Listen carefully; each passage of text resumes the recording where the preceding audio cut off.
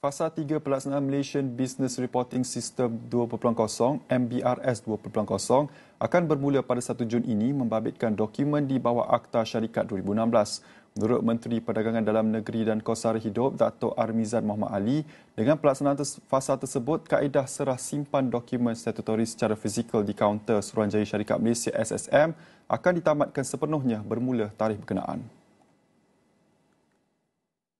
Jelasnya fasa 3 melibatkan penyata kewangan PK teraudit, permohonan dan serah simpan rektifikasi atau perintah mahkamah bagi PK serta semua permohonan berkaitan lanjutan masa atau pengecualian PK di bawah Akta Syarikat 2016.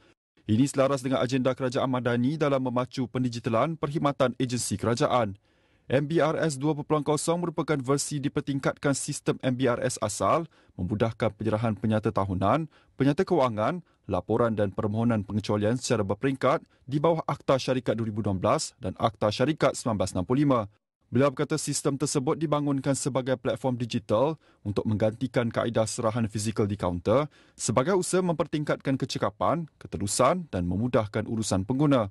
Fasa 1 yang bermula 1 Disember 2024 melibatkan penyata tahunan PT, PK tidak diaudit, perakuan EPC serta rektifikasi atau perintah mahkamah bagi PT dan PK tidak diaudit di bawah Akta Syarikat 2016.